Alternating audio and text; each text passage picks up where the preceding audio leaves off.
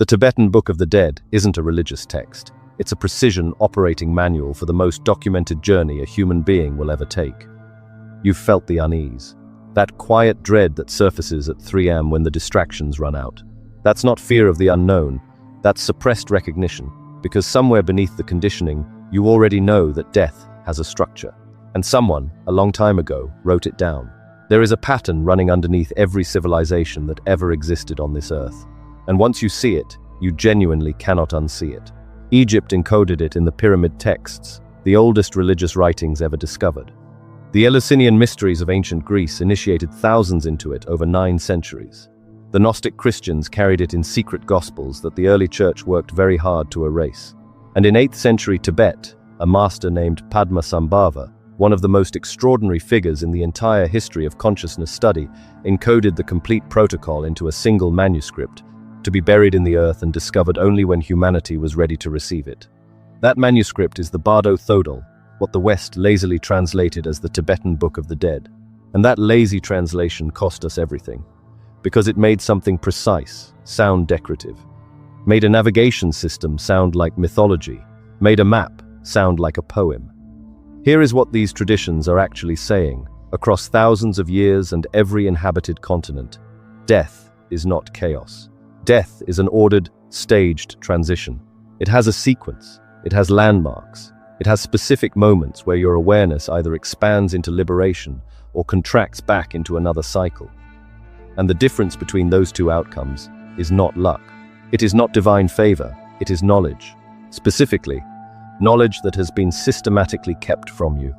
Now, I need you to stay with me through this entire thing, because what I'm building toward, the mechanism at the absolute center of every one of these traditions, the thing Padmasambhava spent his life encoding, I'm going to lay it out for you completely before this is over.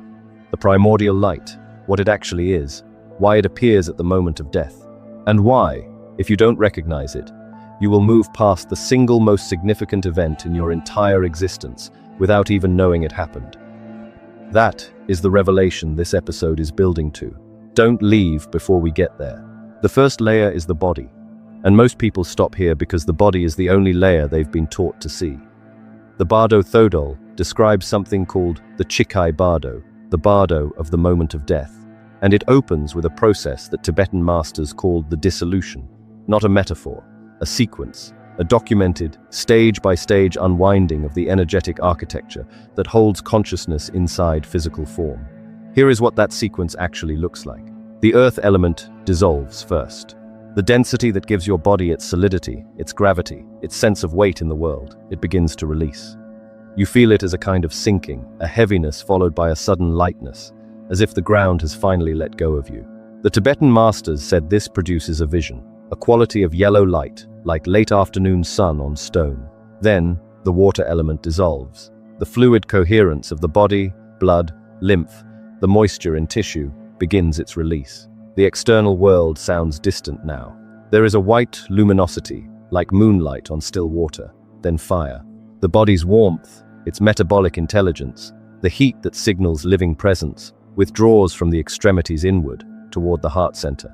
Breath becomes shallow. Thought becomes difficult. A red luminosity arises. Then air, the breath itself, the last physical tether between consciousness and the body it has inhabited. As this dissolves, a darkness descends. The Tibetan texts call this the black near attainment, and here, most people lose consciousness entirely. And then space, the final element, the container itself dissolves. And what remains, what was always there beneath the elements, is consciousness, naked, unhoused, and luminous. Now here is the question that every serious researcher eventually arrives at. Is this just ancient poetry, or is this describing something real? Here is the answer. In the late 20th century, cardiologist Pim van Lommel conducted one of the most rigorous prospective studies of near-death experience ever completed, published in The Lancet in 2003. What he found, across hundreds of clinically documented cases, was a stage-by-stage sequence of conscious experience that mapped, without the patients having any prior knowledge of Tibetan Buddhism, directly onto the Bardo's dissolution protocol. The tunnel, the light, the review, the threshold, the return, stage by stage, in sequence, across cultures, across ages, across belief systems. This is not coincidence. This is a pattern so consistent that it demands a structural explanation. The body's shutdown is not random biological noise. It is a programmed frequency descent, a systematic withdrawal of consciousness from the gross material layers inward toward its own source. The Tibetan masters knew this. They mapped it with the precision of engineers, because they understood that the moment you reach the end of that descent, the moment the last element releases and consciousness stands bare, something happens. Something specific. Something that only lasts for a fraction of a moment in ordinary time, but that represents the single greatest opportunity available to any human being. Padmasambhava didn't encode the Bardo Todol as a comfort text. He encoded it as a training manual. Because what happens at the bottom of the dissolution, what arises in the space after the black near attainment, is not darkness. It is the opposite of darkness. It is a light so total, so foundational, so utterly without boundary that untrained consciousness cannot hold it, cannot recognize it, and in the failure to recognize it, contracts back, reaches for the familiar, reaches for form, reaches for another body, another life, another cycle through the wheel. Manly P. Hall, who spent his life synthesizing the esoteric literature of every major civilization, wrote extensively about this threshold.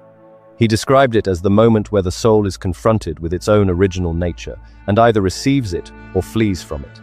Not because the light is threatening, but because the ego, the entire constructed architecture of personal identity, cannot survive contact with something that has no edges. And the ego, even at the moment of death, will do everything in its power to reassert itself. That is the decode. The dissolution isn't dying, it's arriving. It's the systematic removal of every frequency that was obscuring what you actually are.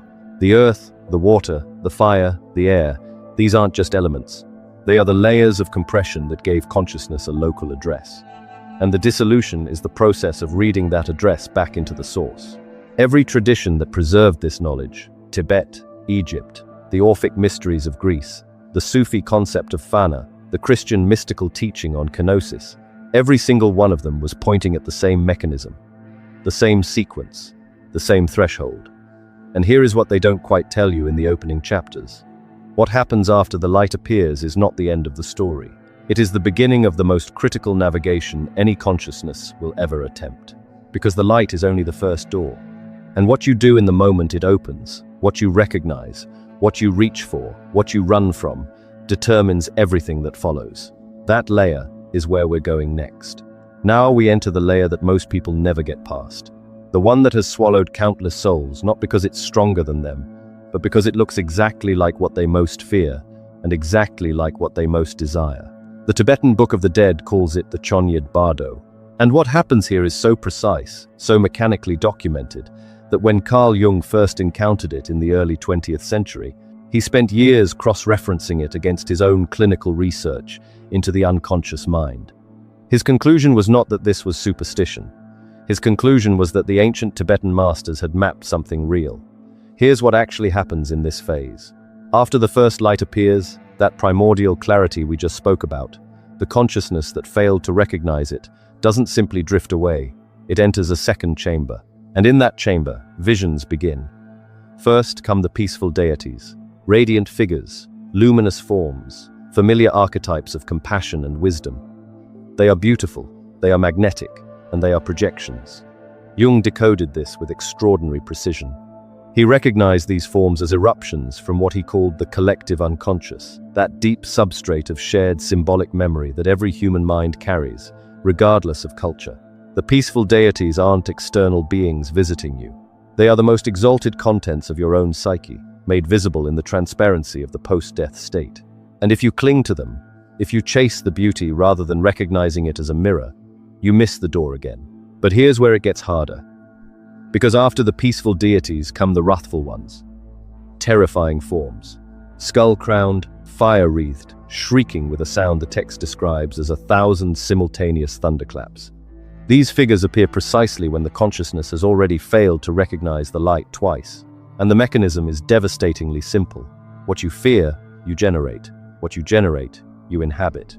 The wrathful deities aren't punishing you, they are you.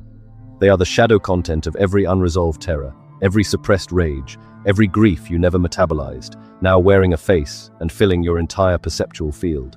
This is the ego trap in its purest form. The ego's entire operating system is built on one function: distinguish self from other and protect the self. In life, that function is useful. In the bardo, it is lethal. Because the moment you treat those wrathful visions as separate from you, the moment you run from them, you confirm the illusion of separation that keeps the cycle turning. The text is explicit. The instruction is not to fight, not to flee. The instruction is to recognize. So what does recognition actually mean in this context? It means understanding that the terrifying deity raging in front of you is not your enemy. It is your own consciousness, wearing a mask it carved from your own unexamined fears. The recognition dissolves the mask. And dissolution of the mask is the exit. Ancient Egypt understood this mechanism under a different name. In the Hall of Two Truths, the heart of the deceased was weighed against the feather of Maat, the feather of cosmic truth, of harmonic order. What was being measured wasn't good deeds catalogued against bad ones. That is the Sunday school version. What was being measured was frequency. The weight of the heart, its density of unresolved attachment, its accumulated distortions, determined whether consciousness could pass into the field of reeds or whether it collapsed back into the cycle. The jackal-headed Anubis wasn't a judge. He was a calibration instrument. And the 42 assessors the soul faced weren't accusers. They were mirrors. Every one of them reflected a specific quality the soul had either integrated or avoided. This is the same mechanism as the wrathful deities. Different civilization, same encoded technology. Here's the decode move. Every major death tradition that survived long enough to be called ancient has preserved this same warning. The primary mechanism of re-entrapment is not sin, not moral failure, not divine punishment. It is fear-generated projection mistaken for external reality. The soul that panics, that contracts, that tries to flee its own shadow, that soul provides the energetic fuel for its own return to the wheel. The Tibetan masters were so precise about this that they built a 49-day navigation map around it. Not 49 days as a symbolic gesture, 49 days as a literal operational window. Each phase of the bardo corresponds to a progressively narrowing set of exit opportunities.